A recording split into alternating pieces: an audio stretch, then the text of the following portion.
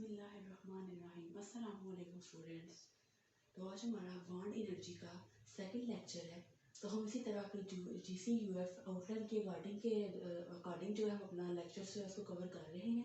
उसके बाद उसके अलावा अगर आपके टीचर्स आप लोगों को किसी फॉरेन ऑथर्स की बुक से पढ़ने के लिए कह रही हैं और आप लोगों से बुक्स डाउनलोड नहीं हो रही, तो आप लोग मुझे कमेंट बॉक्स में मैसेज करें। मैं आप लोगों के साथ बुक्स शेयर करूँगी, क्योंकि फॉरेन ऑथर्स की बुक जो है वो एज सच डाउनलोड कभी कभी नहीं भी होती। तो अगर आप लोगों को किसी फॉरेन ऑथर की बुक चाहिए केमिस्ट्री के रिलेटेड, तो आप लोग मुझे कमेंट बॉक्स में मैसेज करें, मैं आप लोगों के साथ वो बुक्स शेयर करूँगी। क्योंकि GCUF में ज़्यादातर जो पेपर है ना वो उसी बुक से आता है जो GCUF में जो है वो पढ़ाई जा रही होगी। जो यूनिवर्सिटी में जो बुक पढ़ाई जाती है, हमें जो पेपर बन के आता है, क्योंकि हमें तो नहीं पता ना वो हमें पढ़ाते हैं ना वो हमारे टीचर्स हैं, तो हमें तो नहीं पता होता कि पेपर किस तरह का आएगा। तो ज़्यादातर जो पेपर है ना वही आता है जो वहाँ बुक पढ़ाई जाती है। तो इंशाल्लाह मैं आप लोगों को उसी के अकॉर्डिंग पढ़ा रही हूँ। फिर उसके बाद मैं आप लोगों के साथ पास पेपर भी शेयर करूँगी, ताकि आप लोगों को एटलीस्ट आइडिया हो जाए कि हमें इस तरह का पेपर जो है वो आएगा।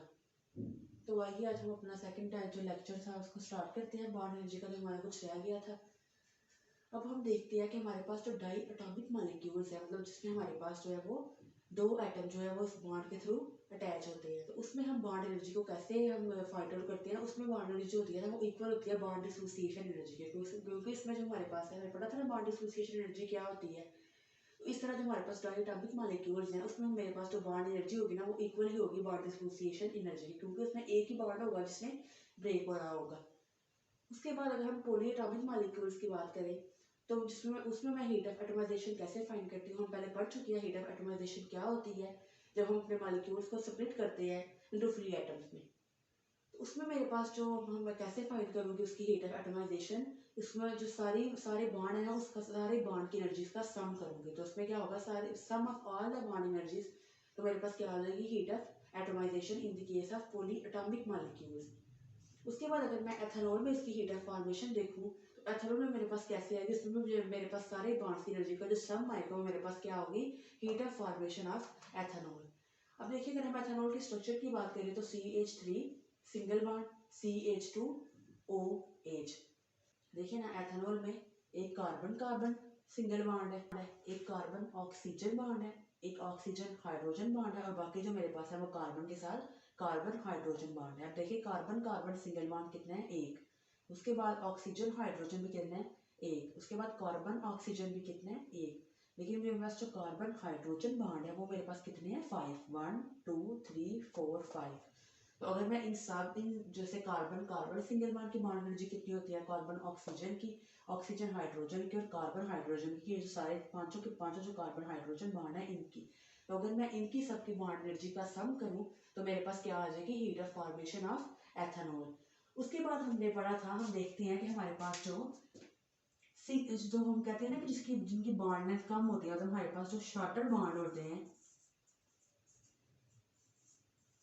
शॉर्टर बॉन्ड जो होते हैं हमारे पास क्या होते हैं, ज़्यादा स्ट्रॉन्गर होते हैं as compare to longer bond. ये हमारे पास जो शॉर्टर बॉन्ड होते हैं वो ज़्यादा स्ट्रॉन्ग होते हैं as compare to longer bond. जैसे हम डबल बॉन्ड की बात करें, तो डबल बॉन्ड मेरे पास हम देखते हैं जब हम सिंगल बॉन्ड ड्रा करते हैं तो हमारी लाइन में बड़ी लाइन लगाते हैं, लेकिन जब हम डबल बॉन्ड ड्रा करते हैं, डबल बॉन्ड बनाते हैं, तो हम दोनों लाइनें क्या लगाते हैं, as compare to single bond छोटी लगाते हैं। लेकिन ये इतने स्ट्रॉन्ग नहीं होते कि अगर हम ये कहना स्टार्ट कर देंगे हमारे पास तो सिंगल बॉन्ड में एक सिंगल लाइन होती है, एक सिंगल बॉन्ड होता है, हम ये नहीं कह सकते कि इसकी जो बॉन्ड एनर्जी है वो जो हमारे पास डबल बॉन्ड है उसकी बॉन्ड एनर्जी उससे ट्वाइस होगी। तो ऐसा नहीं है।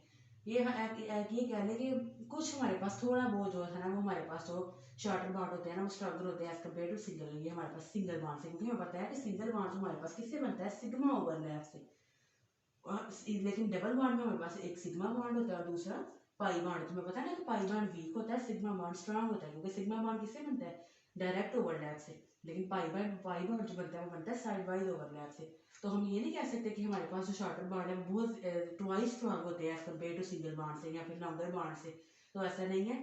थोड़ा बहुत कह लें कि हमारे पास जो डबल बॉन्ड होता है ना जिसकी बॉन्ड लेंथ शॉर्टर होती है वो स्ट्रांग होते हैं एज कम्पेयर टू जिनकी बॉन्ड लेंथ लॉन्गर होती है। क्योंकि हम देखते हैं कि पाई में एक सिग्मा बॉन्ड होता है, पाई बॉन्ड होता है, तो पाई बॉन्ड इतना स्ट्रांग नहीं होता जितना सिग्मा बॉन्ड होता है। तो वैसे थोड़ा बहुत कह लें कि हमारे पास जो शॉर्टर बॉन्ड लेंथ होती है ना, जो शॉर्टर बॉन्ड होते हैं वो ज़्यादा स्ट्रांगर होते हैं as compare to longer bond से। स्टूडेंट्स उसके बाद हम अपनी डिफरेंट बॉन्ड एनर्जीज को देखते हैं कि हमारे पास जो डिफरेंट बॉन्ड्स होते हैं उनकी बॉन्ड एनर्जी कितनी होती है। तो आपको ये सारी वैल्यूज याद करने की ज़रूरत नहीं है।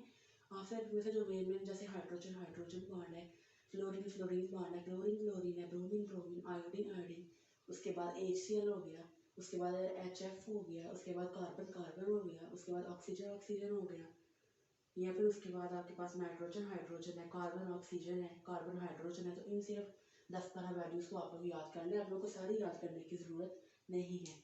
आप लोग को MCQs में आ सकती हैं। इसमें हम देखते हैं कि हमारे पास जो डायटोमिक मॉलिक्यूल है, जैसे हमारे पास H2 है, F2 है, Cl2 है, Br2 है, I2 है, हाइड्रोजन फ्लोराइड है, हाइड्रोजन क्लोराइड है, हाइड्रोजन ब्रोमाइड है, हाइड्रोजन आयोडाइड है। तो इनकी बॉन्ड एनर्जीज की वैल्यूज लिखी हुई है कि इनकी बॉन्ड एनर्जी की वैल्यू जो है वो क्या होती है। तो हमारे पास थी डायटोमिक मॉलिक्यूल्स के लिए। अब उसके बाद हम देखते हैं कि हमारे पास जो पॉलीएटॉमिक मॉलिक्यूल्स होते हैं उनमें हमारे पास जो बॉन्ड एनर्जी की वैल्यू है तो वो कितनी आती है। तो अगर हम कार्बन हाइड्रोजन की देखें तो हमारे पास आती है 415। इस तरह कार्बन ऑक्सीजन की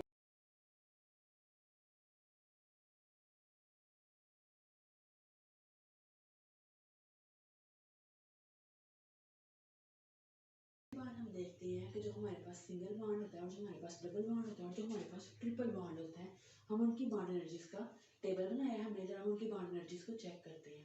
तो अगर हम यहाँ हमने क्या लिखे हैं अपने बॉन्डेड एटम्स के, अगर मेरे पास कार्बन कार्बन बॉन्ड हो, सिंगल हो तो इतनी एनर्जी होगी, डबल हो तो इतनी होगी, और ट्रिपल हो तो इतनी उसकी बॉन्ड एनर्जी होगी। उसके बाद अगर कार्बन नाइट्रोजन बॉन्डेड हो, नाइट्रोजन नाइट्रोजन हो, कार्बन ऑक्सीजन हो, नाइट्रोजन ऑक्सीजन हो, या फिर ऑक्सीजन ऑक्सीजन हो। तो देखिए मैं आपको अपने पीछे बता के आई हूँ लेक्चर में कि हमने देखा था ना कि हमारे पास जो सिंगल बॉन्ड होता है, हमने देखा था कि हमारे पास जिसकी भी जब हमारे पास बॉन्ड लेंथ शॉर्टर हो जाती है तो हमारे पास बॉन्ड क्या होते हैं, स्ट्रॉन्गर होते हैं एज कम्पेयर टू सिंगल। जो हमारे पास सिंगल बॉन्ड होता है हमारे पास जो जिसकी बॉन्ड लेंथ ज़्यादा होती है एज कम्पेयर टू जो हमारे पास जिनकी बॉन्ड लेंथ शॉर्टर होती है उनकी हमारे पास बॉन्ड एनर्जी भी क्या होती है, ज़्यादा। तो देखिए हमारे पास इधर जब कार्बन कार्बन सिंगल बॉन्ड था तो बॉन्ड एनर्जी थी 347, लेकिन जब कार्बन कार्बन डबल बॉन्ड आ गया तो बॉन्ड एनर्जी कितनी हो गई, 610। देखिए बॉन्ड एनर्जी ज़्यादा हुई है ना। और ऐसे ही अगर आप देखिए कि जब कार्बन कार्बन ट्रिपल बॉन्ड होगा तो बॉन्ड एनर्जी कितनी बढ़ गई है, 836। तो देखिए जैसे जैसे हमारे पास जो है सिंगल बॉन्ड में से डबल बॉन्ड में गया, डबल बॉन्ड से जब ट्रिपल बॉन्ड में गया तो हमारे पास बॉन्ड एनर्जी ज़्यादा होती चली गई। पहले 347 थी, फिर 610 हुई, फिर उसके बाद 836 हो गई। फिर जब हमारे पास ट्रिपल बॉन्ड आएगा तो उसमें बॉन्ड जो है वो और शॉर्टर हो जाती है। ठीक है।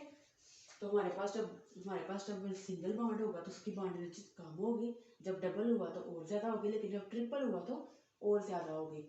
ऐसे ही हमारे पास कार्बन नाइट्रोजन है, उसके उसकी बॉन्ड सिंगल बॉन्ड में 305 थी, डबल बॉन्ड में 615 और ट्रिपल बॉन्ड में 890। ऐसे ही नाइट्रोजन नाइट्रोजन की बात करें तो सिंगल बॉन्ड था तो 163, डबल बॉन्ड हुआ तो 418, ट्रिपल बॉन्ड हुआ तो उसकी कितनी हो गई, 945। तो जब आपको पता है कि जब नाइट्रोजन नाइट्रोजन ट्रिपल बॉन्ड में आएगा तो उसकी बॉन्ड लेंथ और कम हो जाएगी, उसकी हमारे पास कितनी आएगी, 945। उसके बाद ऐसे ही हमारे पास जब अगर कार्बन ऑक्सीजन और उसकी जो कार्बन ऑक्सीजन है सिंगल बॉन्डिंग हो गई तो उसकी कितनी होगी, 359। जब कार्बन ऑक्सीजन डबल बॉन्डिंग हो गई 740। अब इसमें ट्रिपल बॉन्ड नहीं लिखा क्योंकि हमारे पास ऑक्सीजन जो है वो दो बॉन्ड बनाता है, तो इसलिए यहाँ ट्रिपल बॉन्ड में कोई वैल्यू नहीं आएगी। ऐसे ही नाइट्रोजन ऑक्सीजन की बात करें, जब सिंगल बॉन्ड होगा तो 221, जब इनमें डबल बॉन्ड होगा तो 606। देखिए कितनी ज़्यादा इसकी जो एनर्जी बॉन्ड एनर्जी है वो बढ़ गई है। इसी तरह जब ऑक्सीजन ऑक्सीजन सिंगल बॉन्डिंग हो गए तो 146, लेकिन जब ऑक्सीजन ऑक्सीजन जो है वो डबल बॉन्डिंग हो गए तो हमारे पास कितनी उसकी बॉन्ड एनर्जी आएगी, 498। तो इस तरह हमने देखा कि हमारे पास अगर जो डायटोमिक मॉलिक्यूल्स होते हैं उनकी बॉन्ड एनर्जी की वैल्यू क्या होती है। उसके बाद पॉलीएटॉमिक मॉलिक्यूल्स की देखा। उसके बाद हमने देखा अगर हमारे पास जो है हमारे पास कुछ एटम्स हैं, अगर वो सिंगली बॉन्डेड होंगे तो उसकी बॉन्ड एनर्जी क्या होगी, अगर डबल बॉन्डेड होंगे तो क्या होगी, अगर ट्रिपल बॉन्डेड होंगे तो हमारे पास उसकी बॉन्ड एनर्जी की वैल्यू क्या आएगी। तो इसी तरह आज हमारा बॉन्ड एनर्जी का लेक्चर जो है वो कंप्लीट हो गया है।